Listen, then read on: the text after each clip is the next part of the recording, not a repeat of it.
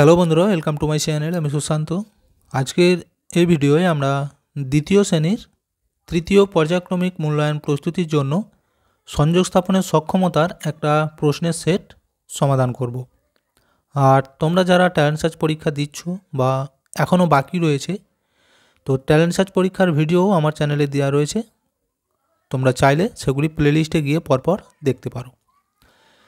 দেখো, একের দাগের সঠিক উত্তরের মাথায় ঠিক চিহ্ন দাও। কয়েকটা বলেছে, উদ্ধব মণ্ডল জাতিতে ব্রাহ্মণ, সদগোপ নাকি আদিবাসী? তোমরা নিশ্চয়ই সহজপাঠ বইটি ভালো করে পড়েছো। উত্তর হয়ে যাবে এই সদগোপ।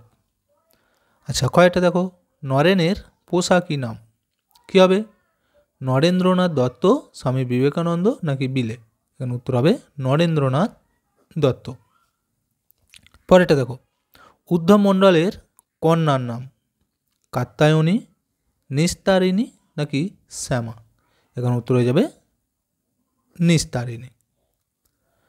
আচ্ছা, কয়েকটা দেখো, ক্রোধ মানে বিশ্বাস, রাগ নাকি শান্ত? তাহলে ক্রোধ বলেছে, ক্রোধ মানে হচ্ছে রাগ, এই মাঝেরটা উত্তর। দুয়ের দাগেরগুলি দেখো, নিচের প্রশ্নগুলির পূর্ণ বাক্যে উত্তর দাও। কয়েকটা, নিস্তারিণীর বরের নাম কি? উত্তর কি হবে?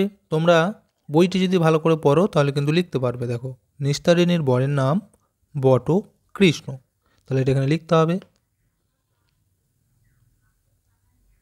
নিস্তারিণীর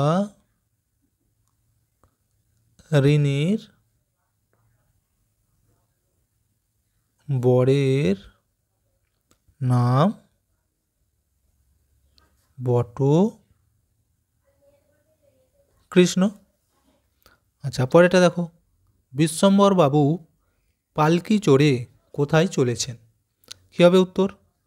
দেখো, তাহলে আমি লিখছি, বিশ্বম্ভর বাবু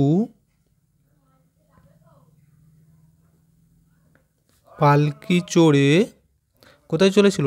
সপ্তগ্রাম। এটা লিখে দাও, সপ্তগ্রাম চলেছেন। আচ্ছা, এরপরেটা দেখো, ছুটি কবিতাটি কে লিখেছেন? কে লিখেছিল? উত্তর হয়ে যাবে রবীন্দ্রনাথ ঠাকুর। তাহলে এখানে লিখবে যে ছুটি কবিতাটি রবীন্দ্রনাথ ঠাকুর লিখেছেন। হলো। তিনের দাগেরগুলি দেখো, শূন্য স্থান পূরণ করো। আর আমার হ্যান্ডরাইটিংটা খুবই খারাপ, এর আগেও বলেছি, তোমরা একটু কষ্ট করে বুঝে নিও। আচ্ছা দেখো, কয়েকটা, ড্যাশ দোকানে টিম টিম করে দ্বীপ জলে একখানে। এইখানে কি হবে? মুদির দোকানে। তোমরা সহজপাঠ বইটিকে কিন্তু ভালো করে পড়বে আগে, বুঝতে পেরেছো? আর যদি শুধু সহজপাঠের প্রশ্ন চাও তাহলে আমি আলাদা করে দিয়ে দেবো। তোমরা অবশ্যই কমেন্ট করে জানাবে, যেগুলো আমি পোস্ট করি যে প্রশ্নগুলি সেই জায়গাতে। আচ্ছা, কয়েকটা দেখো, অঞ্জনা নদীর তীরে ড্যাশ গাঁয়ে।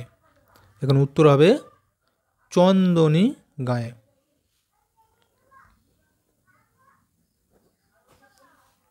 আচ্ছা, এরপরটা দেখো, কাত্যায়নী নিস্তারিণীকে একগাছি ড্যাশ হার পরিয়ে দিলেন। দেখো, আমি এখানে উত্তরটা লিখেই ফেলেছিলাম, সোনার হার পরিয়ে দিলেন। এখানটা হয়ে যাবে সোনার হার পরিয়ে দিলেন। এবার চারের দাগেরগুলি দেখো, ক স্তম্ভ খ স্তম্ভ মিলাতে বলেছে। দেখো, এখানে আছে পায়রা, কোকিল, গাছ, ফুল। এদিকে আছে পুষ্প, বৃক্ষ, কুহু আর বক বকম। তাহলে এইখানের সাথে এইদিকে কোনগুলো মিল হবে? দেখো, পায়রা আছে, তাহলে পায়রা এই যে বক বকম করে ডাকে, তাহলে এইখানে হয়ে যাবে এটা। এইখান থেকে এইভাবে লাইন টেনে দেবে। আমার বাঁকা হয়ে গেল লাইনটা। আচ্ছা, এরপর দেখা আছে কোকিল। কোকিল কেমন করে ডাকে? কুহু। তাহলে দেখো, এই যে আছে, এইখান থেকে এইভাবে চলে আসবে।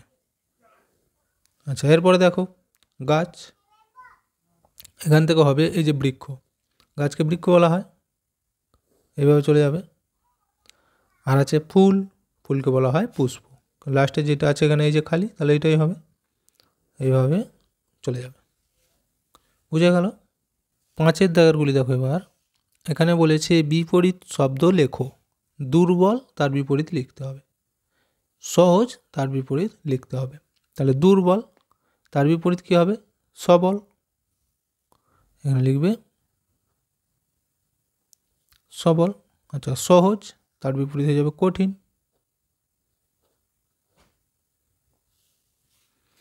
এরপর 5 দাগের দেখো, এই 6 দাগের, fill in the gaps with correct word. এই যে ব্র্যাকেটের মধ্যে দুটো করে শব্দ দেওয়া রয়েছে, এর মধ্যে যেটা ঠিক সেটাকে নিয়ে শূন্যস্থানেতে পূরণ করতে হবে। বুঝতে পেরেছ? এটা দেখো, প্লিজ কাম হেয়ার, এখানে দুখানা হেয়ার লেখা আছে, কোন হেয়ারটা এখানে হবে সেটা তোমাদেরকে লিখতে হবে।